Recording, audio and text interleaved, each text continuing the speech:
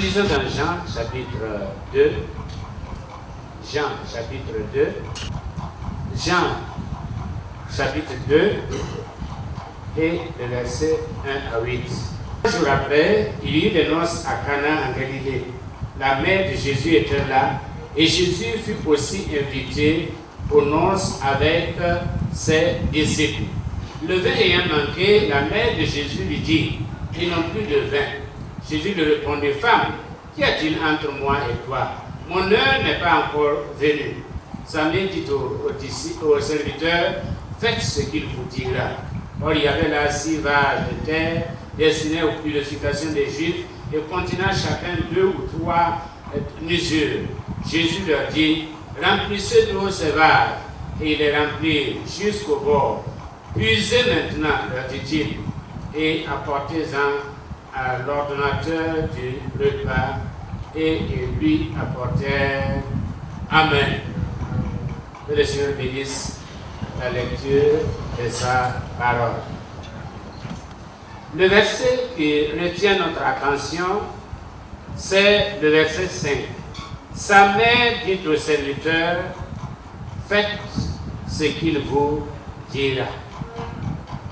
Faites ce qu'il vous dira.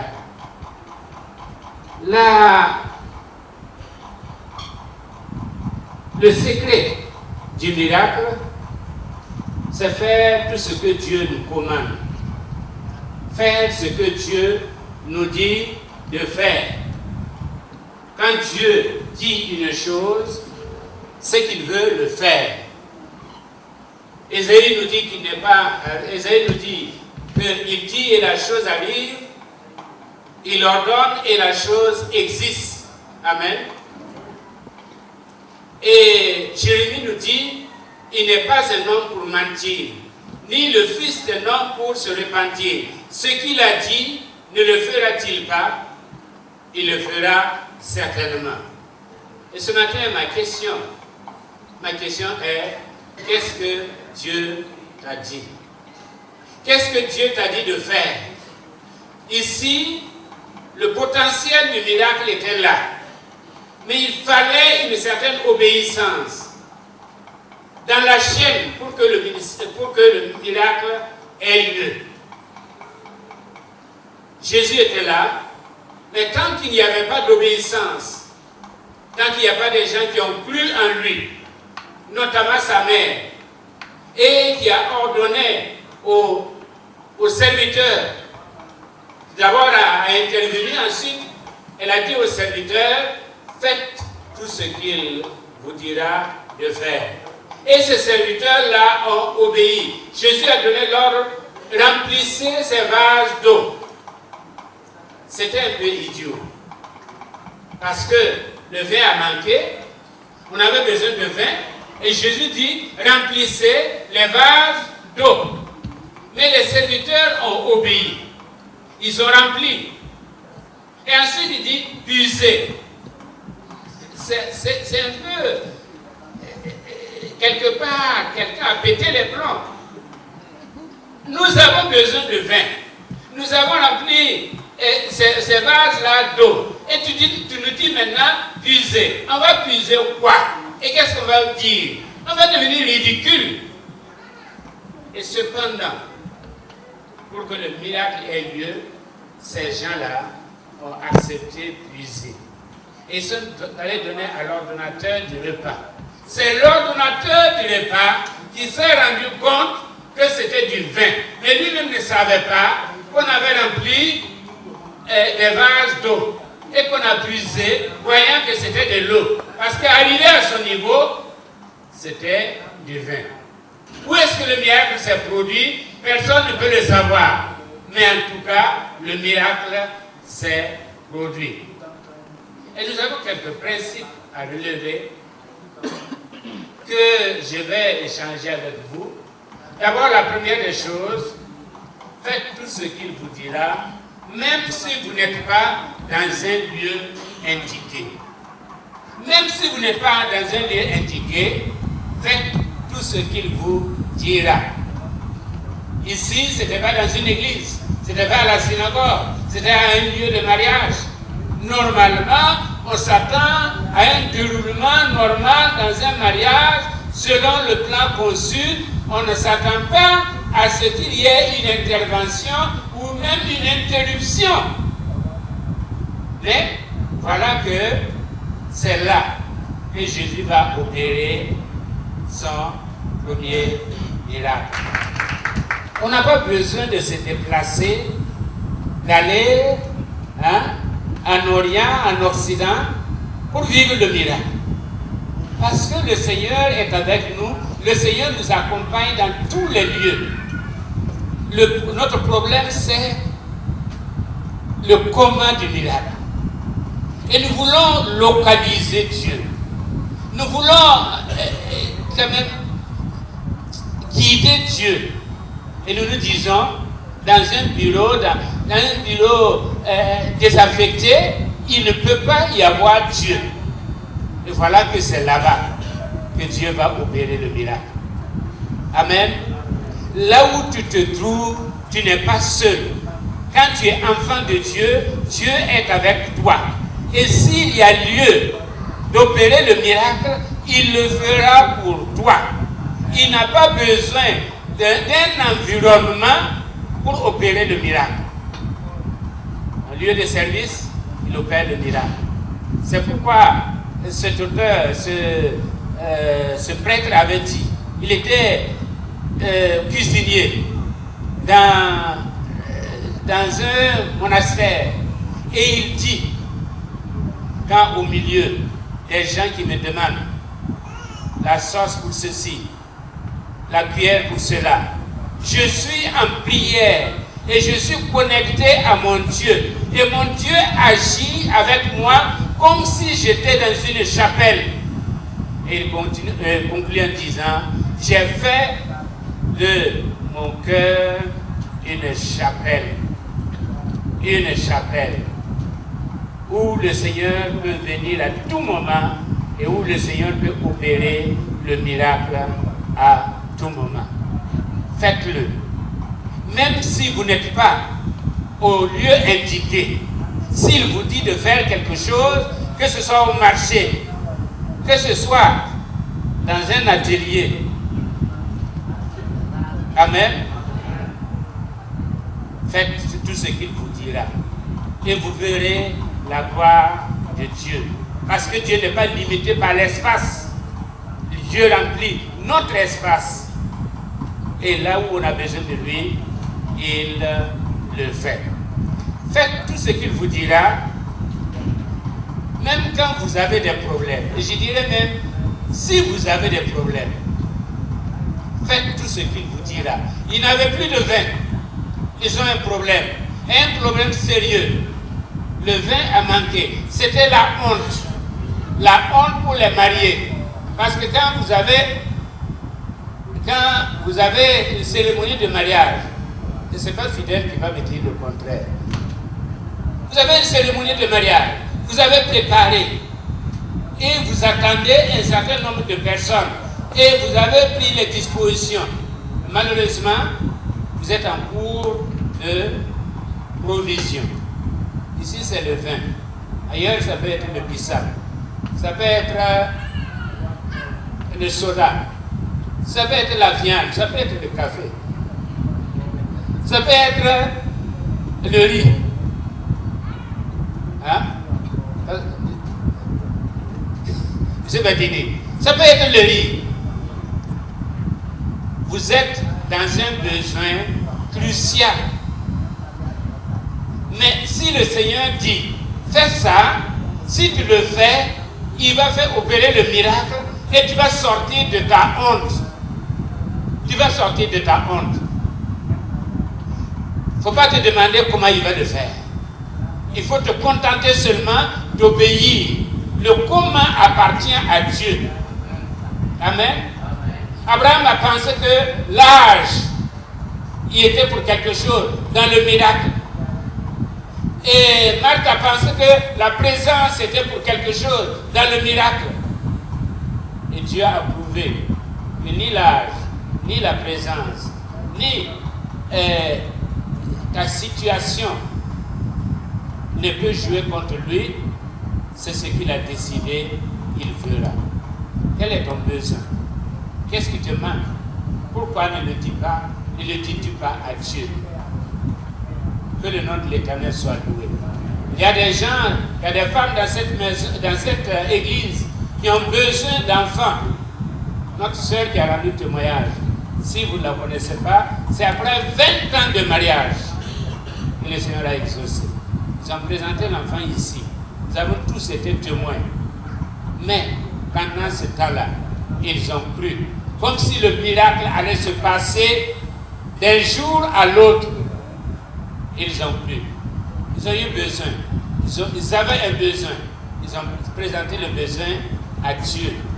Et le Dieu des cieux, le Dieu des cieux, non seulement te donnera du succès, mais il exaucera ta prière.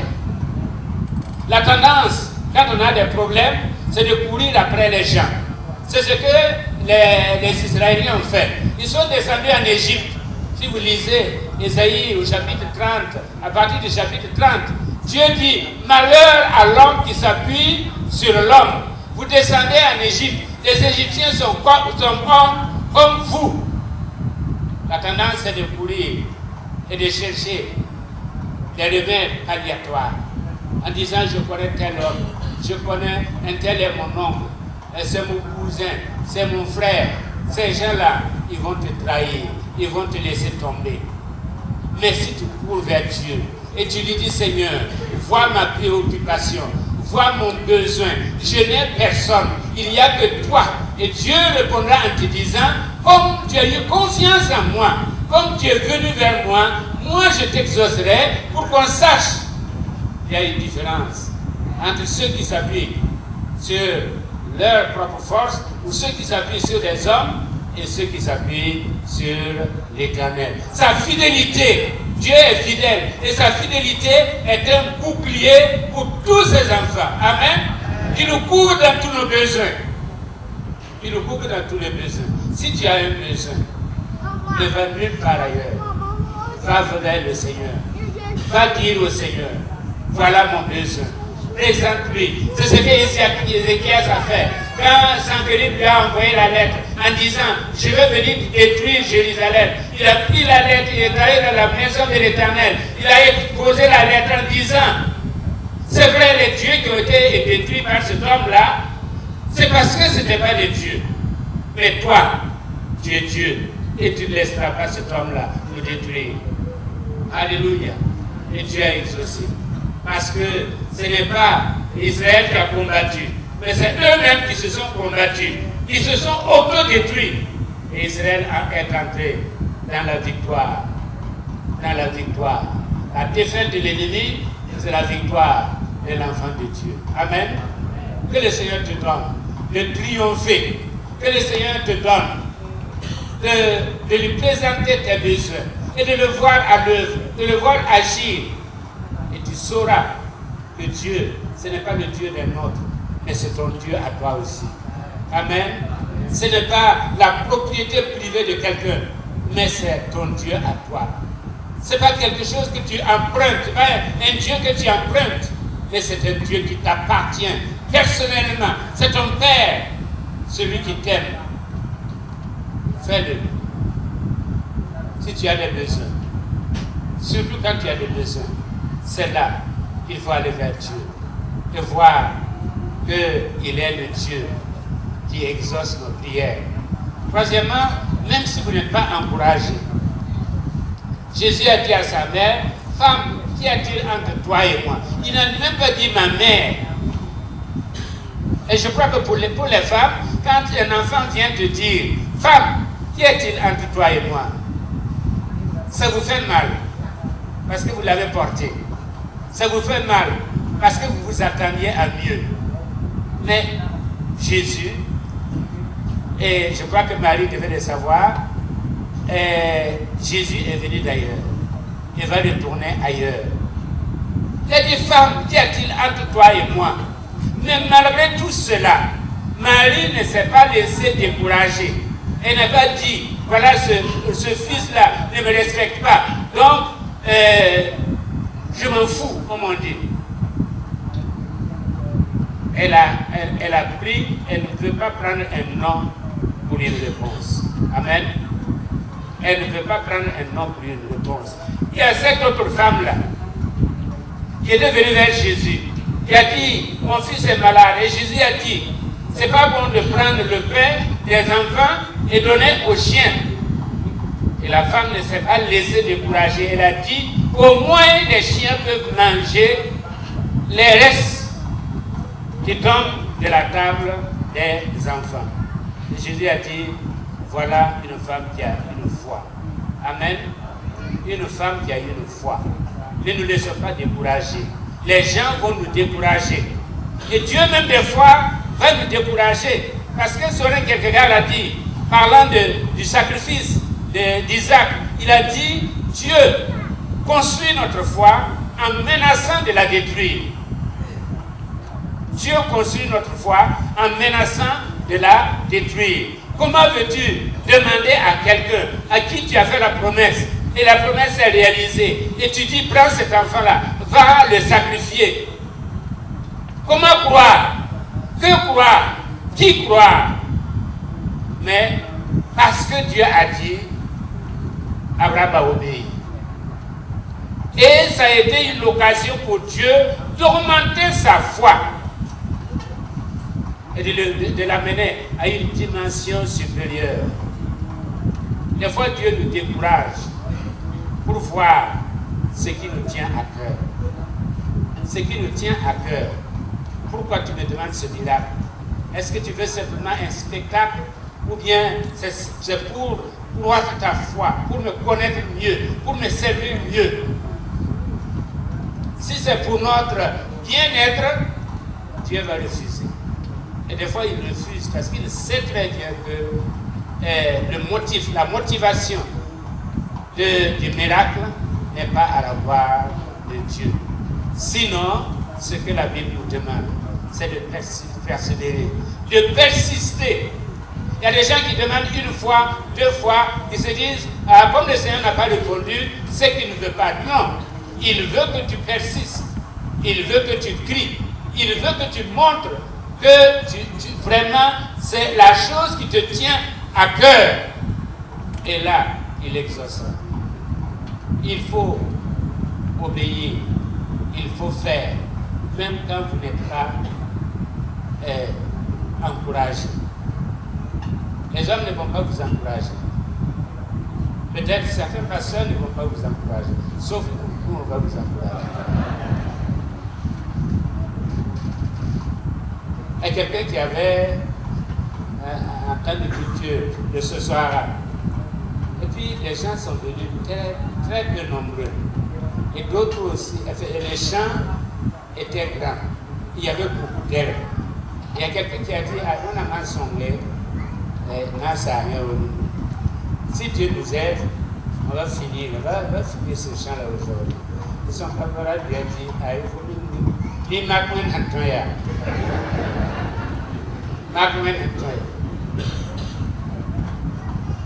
il faut quand même faire les choses dans les proportions possibles à Dieu. Mais il n'y a rien d'impossible à Dieu. Il n'y a rien d'impossible à Dieu. Quatrièmement, faites tout ce qu'il vous dira, même s'il n'y a pas longtemps que vous l'avez connu. Même s'il n'y a pas longtemps que vous l'avez connu. Les disciples viennent de connaître, c'est le premier miracle. Les disciples viennent de le connaître. Les serviteurs ne le connaissaient même pas. C'est leur première rencontre. Des fois, nous pensons qu'il faut du temps dans la foi pour que Dieu opère le miracle en nous. C'est faux. Même si tu t'es converti aujourd'hui, Dieu est prêt à opérer le miracle. D'ailleurs même, ce sont les nouveaux convertis là, qui ont plus de miracles, qui vivent plus de miracles que les anciens convertis. Parce que nous, on rationalise tout. On rationalise. Ah non, Dieu a dit, mais. Alors que celui qui vient de se convertir, il se posera des questions. On lui dit c'est ce que Dieu veut, il croit simplement et Dieu exauce sa prière. Pendant ce temps, nous on est assis avec notre logique, avec notre mathématique et on n'arrive pas à résoudre quoi que ce soit. Même s'il n'y a pas longtemps que tu l'as connu, et j'ai dit aux nouveaux chrétiens ici, même s'il n'y a pas longtemps que vous avez connu le Seigneur est prêt justement à opérer le miracle dans votre vie pour que vous soyez fixés. Parce que la Bible nous dit qu'il a opéré le miracle et les disciples crurent en lui. Dieu veut opérer un miracle dans ta vie afin que tu crois en lui. Que tu crois. Il est non seulement le Créateur, le Sauveur, mais qu'il est celui qui veille sur toi et qui connaît tes besoins et qui exauce tes prières et qui fait le miracle dans ta vie. Il faut faire tout ce qu'il vous dit, même si vous n'avez jamais vu Dieu faire un miracle dans votre vie. Même si vous n'avez jamais vu Dieu opérer un miracle dans votre vie. Mais pourquoi? Il faut le commencement à tout. Il faut qu'un jour, vous puissiez aussi dire, Dieu a fait quelque chose pour moi. Sinon, vous allez vivre de la foi des autres, des faits des autres, des miracles des autres. Pourquoi ne pas réclamer ton miracle? Vous ne l'avez jamais vu faire, opérer un miracle dans votre vie, mais dites-vous que vous n'êtes pas normal. Vous n'êtes pas normal. Et vous voulez être normal. Vous voulez entrer dans la normalité de la foi. Parce que c'est une foi qui s'attend à Dieu. À un Dieu qui guérit. À un Dieu qui pourvoit. À un Dieu qui délivre. À un Dieu qui élève. Amen. À un Dieu qui fait ce que l'homme ne peut pas faire. Je n'ai jamais vu. Et on tombe dans un certain pessimisme en se disant, bon, je n'ai jamais vu, donc ça ne viendra pas. Non. Ça viendra si vous croyez. Ça viendra si vous mettez en pratique sa parole. Ça viendra si vous fixez les regards sur lui. Si vous vous attendez à lui. Dans la plupart des miracles, que ce soit dans l'Ancien ou dans le Nouveau, ce sont des choses qui sont arrivées pour la première fois.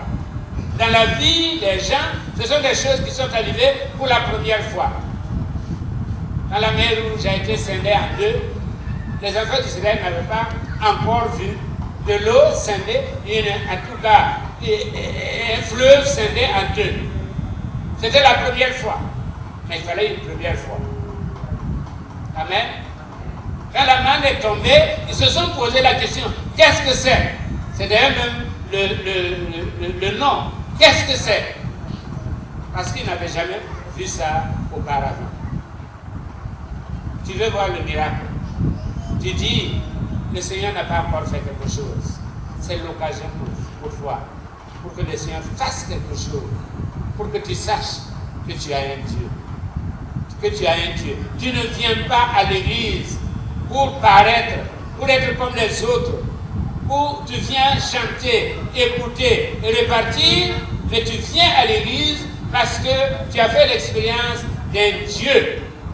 Et ce Dieu-là, il fait quelque chose. Il fait quelque chose. Et il le fera pour toi. Amen. Il le fera pour toi. Il le fera pour toi. Finalement, il faut faire tout ce qu'il dit, même si tu ne comprends pas le processus. Même si tu ne comprends pas le processus. Remplissez d'eau, puisez, allez donner. C'était, comme nous l'avons dit au début, des gestes un peu imbéciles. Kamana parle de l'imbécilisation. Le théologien Kamana. Il parle de l'imbécilisation. C'est imbécile d'obéir, de suivre des actes comme ça. Cependant, c'est le processus nécessaire au miracle. N'attends pas, ne réfléchis pas trop. Ne prends pas le temps de dire il faut que je comprenne le processus. Tu ne comprendras jamais le processus. Parce que le miracle, c'est une offense à la raison. C'est une offense à la raison. Parce que ça ne suit aucune logique. Et parce que ça ne suit aucune logique, c'est disponible pour tout le monde. C'est à la portée de tout le monde. Quelqu'un a dit, vous raisonnez trop. Ramsayer, il a dit, vous raisonnez trop. Vous raisonnez trop. Et c'est notre raisonnement qui empêche Dieu d'agir. Comment est-ce que cela va se faire? C'est ce que Marie a posé comme question. Puisque je ne connais pas d'homme. Et pour elle, dans la logique humaine, il faut connaître un homme pour pouvoir accoucher d'un enfant. C'est normal qu'elle se pose la question. Mais ce qui n'était pas normal, c'est qu'elle avait affaire à un Dieu qui est au-dessus de toute logique. Au-dessus de toute logique. Et qui fait et qui opère le miracle. Alléluia. Alléluia. Même si nous ne comprenons rien, ce n'est pas à nous de comprendre, c'est à nous de croire. Si Dieu dit quelque chose, c'est qu'il peut le faire et sa façon de le faire importe peu, pourvu qu'il le fasse. Pourvu qu'il le fasse. Je termine en disant, si, comme quelqu'un a dit, si Dieu te dit un mot, n'en fais pas un paragraphe. Si tu dis un mot là, il ne faut pas faire une dissertation là-dessus. Parce que si tu fais une dissertation là-dessus, tu vas passer à côté. Tu vas passer à côté. S'il te dit, crois. Et si tu crois, tu verras la gloire de Dieu. La Bible dit, si tu obéis à la voix de ton Dieu, voici les miracles qui t'accompagneront. Amen. Et les Anglais disent, trust and obey. There is no other way to be happy in Jesus but to trust and obey. Il faut faire confiance et obéir. Il n'y a aucune voie, aucune solution qui puisse nous rendre heureux en Jésus-Christ si ce n'est croire et obéir. Amen.